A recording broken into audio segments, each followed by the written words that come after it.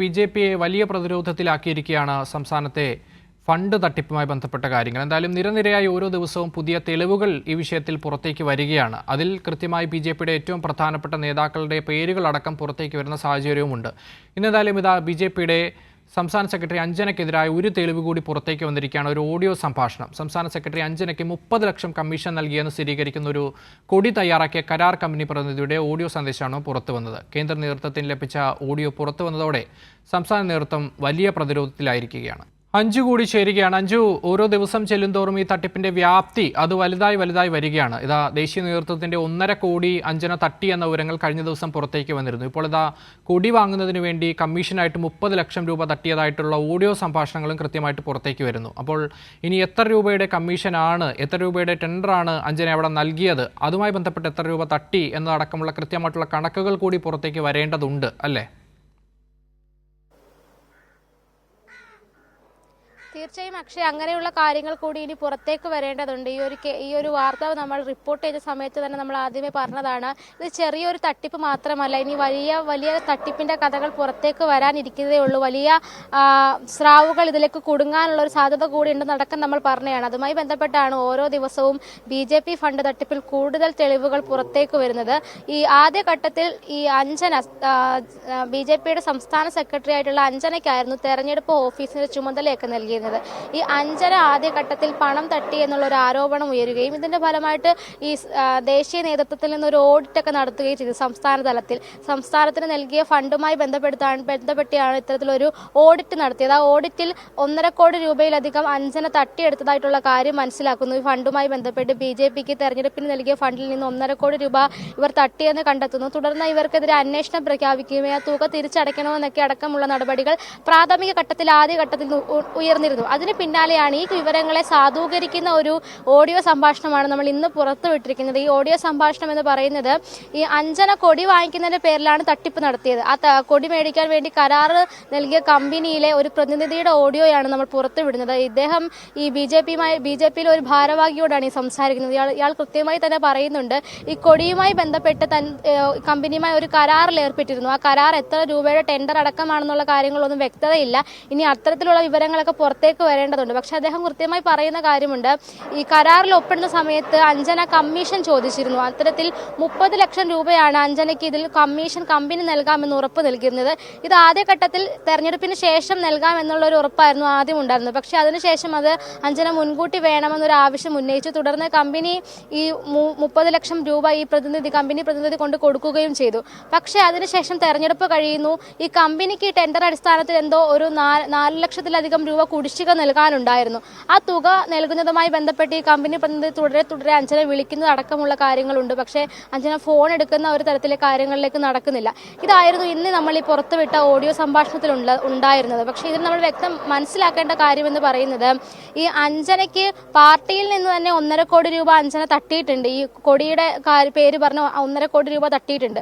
അത് കൂടാതെ തന്നെയാണ് ഈ കരാർ കമ്പനിയിൽ നിന്ന് ഈ 30 ലക്ഷം രൂപ കൂടാതെ ഇനി എത്ര രൂപയുണ്ടെന്ന് നമുക്കറിയില്ല. ഈ നിലവിൽ പുറത്തു വന്ന കണക്കനുസരിച്ച് 30 ലക്ഷം രൂപയും അഞ്ജന തട്ടിയിരിക്കുന്നു. ഇത്തരത്തിൽ വലിയ രീതിയിലുള്ള ഒരു വെട്ടിപ്പാണ് ഈ ഫണ്ട് തട്ടിപ്പുമായി ബന്ധപ്പെട്ട് ബി.ജെ.പിയിൽ നടത്തിയത്.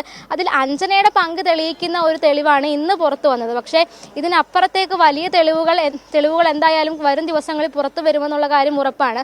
അതിന്റെ അടിസ്ഥാനത്തിൽ കഴിഞ്ഞ കുറച്ച് ദിവസങ്ങളായി വലിയ തരത്തിലുള്ള പ്രത്യാരോപണങ്ങളൊക്കെ ബി.ജെ.പി നടക്കുന്നുണ്ട്. ഈ കട്ടൗട്ടുമായി ബന്ധപ്പെട്ട് വലിയ അഴിമതി നടന്നു. കാരണം ഈ ബി.ജെ.പിയുടെ തെരഞ്ഞെടുപ്പ് പ്രചാരണത്തിന്റെ ഭാഗമായി തിരുവനന്തപുരത്ത് മോദി അടക്കം എത്തിയിരുന്നു. ആ സമയത്ത് മോദിയുടെ ഫോട്ടോ പതിച്ച ഒരു കട്ടൗട്ട് എല്ലാ പ്രവർത്തകരുടെയും കയ്യിൽ നൽകിയിരുന്നു. ആ കട്ടൗട്ടിലടക്കം വലിയ രീതിയിലുള്ള ഫണ്ട് വെട്ടിപ്പ്, അതുണ്ടാക്കിയതിലടക്കം ഫണ്ട് വെട്ടിപ്പ് നടത്തി എന്നുള്ളൊരു ആരോപണം ഇതിനോടകം തന്നെ ഉയർന്നിട്ടുണ്ട്. ഇതുമായി ബന്ധപ്പെട്ട് ഈ ആരോപണങ്ങളൊക്കെ പാർട്ടിക്കുള്ളിൽ നിന്നാണ് പുറത്തേക്ക് വരുന്നത്. ഇത് ഈ സംഘടനാ ജനറൽ സെക്രട്ടറി ആയിട്ടുള്ള ബി.എൽ. സന്തോഷിന് ഒരു പരാതി പോയിരുന്നു. കേരള ബി.ജെ.പിയിൽ നിന്ന് ഒരു പരാതി പോയിരുന്നു. ഈ പരാതിയിലാണ് ഈ കാര്യങ്ങളൊക്കെ വ്യക്തമാക്കിയിട്ടുള്ളത്. വലിയ രീതിയിലുള്ള അഴിമതി നടക്കുന്നുണ്ട്, ഫണ്ട് വെട്ടിപ്പ് നടക്കുന്നുണ്ട്. അതിന്റെ തെളിവ് സഹിതമാണ് ഇവർ ആ പരാതിയിൽ നൽകിയിട്ടുള്ളത്. അതിന്റെ കാര്യങ്ങളാണ് ഏറ്റവും പ്രധാനപ്പെട്ട കാര്യം. അതായത് ബി.ജെ.പിയിലെ പടലപ്പിണക്കത്തിലൂടെയാണ് ഈ ഇതുമായി ബന്ധപ്പെട്ട ഈ തട്ടിപ്പുമായി ബന്ധപ്പെട്ട വിവരങ്ങളൊക്കെ പുറത്തേക്ക് വരുന്നത് എന്നതാണ് ഏറ്റവും പ്രധാനപ്പെട്ട വസ്തുത. കൃത്യമായിട്ട് ദേശീയ നേതൃത്വത്തിന് ഇവിടുത്തെ നേതാക്കൾ തന്നെ പരാതി അയക്കുന്നു. ഒപ്പം കൃത്യമായി കൃത്യമായ തെളിവുകളും ഇടവേള തോറും അവർ പുറത്തേക്ക് വിടുന്ന ഒരു സാഹചര്യമുണ്ട്. ഒപ്പം ഈ അഞ്ജന മാത്രം ഇതിൽ കണ്ണിയാണോ? അഞ്ജന മാത്രം അറിഞ്ഞുകൊണ്ട് ഇത്രയും വലിയ കോടികളുടെ തട്ടിപ്പ് നടക്കുമോ എന്ന ഏറ്റവും പ്രധാനപ്പെട്ട ഒരു ചോദ്യം കൂടിയുണ്ട്. അതുകൂടാതെ തന്നെ ഈ അഞ്ജന ഇത്രയും വലിയ തട്ടിപ്പ് നടത്തിയെന്ന വിവരങ്ങൾ പുറത്തേക്ക് വന്നിട്ട് ഇത്ര ദിവസമായിട്ടും അഞ്ജനയ്ക്കെതിരെ ഒരു നടപടി പോലും സ്വീകരിക്കാതിരിക്കുകയാണ് ബി.ജെ.പിയുടെ സംസ്ഥാന അധ്യക്ഷൻ രാജീവ് ചന്ദ്രശേഖർ. മുതിർന്ന നേതാക്കളടക്കം ഈ വിഷയത്തിൽ ഒന്നും അറിയാത്ത തരത്തിലുള്ള പ്രതികരണങ്ങളാണ് നടത്തുന്നത്. അങ്ങനെയെങ്കിൽ അഞ്ജന മാത്രമാണ് ഇതിൽ പ്രതി, അഞ്ജന മാത്രമാണ് ഈ തട്ടിപ്പ് നടത്തിയതെന്ന് നമുക്ക് വിശ്വസിക്കാനായി സാധിക്കുമോ അഞ്ജു?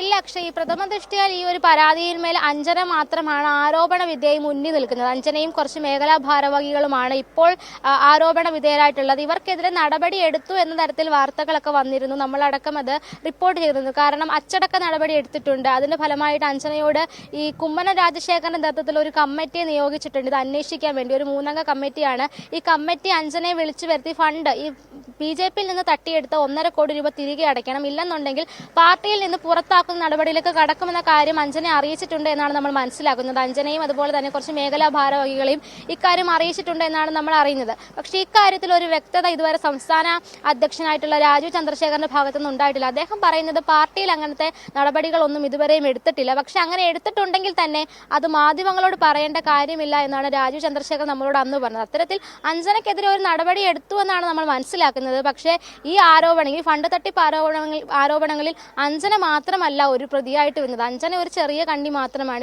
ഇതിൽ മുതിർന്ന നേതാക്കളടക്കം ഒരുപാട് പേർക്ക് വലിയ രീതിയിലുള്ള പങ്കുണ്ട്. ആ പങ്ക് അവരിലേക്ക് എത്താതിരിക്കാൻ വേണ്ടിയിട്ട് അഞ്ജനയിൽ വെച്ച് ഈ കാര്യം എങ്ങനെയും ബ്ലോക്ക് ചെയ്യണമെന്ന് മാത്രമാണ് മറ്റു നേതാക്കളുടെ ഒരു ആവശ്യം. അതുകൊണ്ടാണ് അഞ്ജനയുമായി ബന്ധപ്പെട്ട കാര്യങ്ങൾ ഇങ്ങനെ പുറത്തേക്ക് വരുമ്പോൾ ഇവർ അഞ്ജന മാത്രമാണ് ഇത് തട്ടിപ്പ് നടത്തിയെന്നുള്ളൊരു കാര്യം വരുത്തി തീർക്കാൻ ശ്രമിക്കുന്നത്. പക്ഷെ അങ്ങനെയല്ല. ഒരു വിഭാഗം നേതാക്കൾ ഈ രാജീവ് ചന്ദ്രശേഖരന്റെ നേതൃത്വത്തിൽ തന്നെയാണ് ഇത്തരത്തിലൊരു വെട്ടിപ്പ് നടന്നിട്ടുള്ളത്. അദ്ദേഹത്തിന്റെ അനുയായികളാണ് ഇത്തരത്തിൽ ഓഫീസ് കേന്ദ്രീകരിച്ച് വലിയ രീതിയിലുള്ള ഫണ്ട് തട്ടിപ്പ് നടത്തിയെന്നുള്ള ആക്ഷേപം അടക്കം ഉന്നയിക്കുന്നുണ്ട്. അതുകൊണ്ട് ഈ കാര്യത്തിലൊക്കെ മറുപടി പറയേണ്ടത് രാജീവ് ചന്ദ്രശേഖർ തന്നെയാണ്. അദ്ദേഹമാണ് ഇവരെയൊക്കെ ഇങ്ങനെ വളർത്തി ഈ ഒരു പിടിപ്പുകേട് ഒരു പാർട്ടിക്ക് മോശമാവുന്ന, പാർട്ടിയെ പൊതുസമൂഹത്തിൽ മോശമാക്കുന്ന ഒരു അവസ്ഥയിലേക്ക് എത്തിച്ചതെന്ന് അടക്കമുള്ള വിമർശനങ്ങൾ പാർട്ടിക്കുള്ളിൽ തന്നെ ഉയരുന്നുണ്ട്. അതുകൊണ്ട് തന്നെ രാജീവ് ചന്ദ്രശേഖർ ഇതിനകത്ത് ആരൊക്കെ പങ്കായിട്ടുണ്ടോ, മുതിർന്ന നേതാക്കളും ഭാരവാഹികളും അടക്കം ആരൊക്കെ പങ്കായിട്ടുണ്ടോ അവരുടെ പേരുകളൊക്കെ പുറത്തു വന്ന് അവർക്കെതിരെ നടപടി എടുക്കണമെന്ന് തന്നെയാണ് ബി.ജെ.പിക്കുള്ളിലെ ആവശ്യം. അതുപോലെ തന്നെ മുന്നണിക്കുള്ളിലെയും ആവശ്യം. ഈ 2020 അടക്കം ഫണ്ട് നൽകിയതുമായി ബന്ധപ്പെട്ട് വലിയ തട്ടിപ്പുകൾ നടന്നിട്ടുണ്ടെന്നുള്ള ഒരു വിവരവും പുറത്തു വരുന്നുണ്ട്. അതുകൊണ്ട് മുന്നണിയിലും ഇക്കാര്യം വലിയ രീതിയിൽ തന്നെയാണ് ചർച്ച ചെയ്യുന്നത്. മുന്നണിയിലും ബി.ജെ.പി സംസ്ഥാന നേതൃത്വം ഒരു പ്രതിരോധത്തിലായി നിൽക്കുന്ന ഘട്ടമാണ്.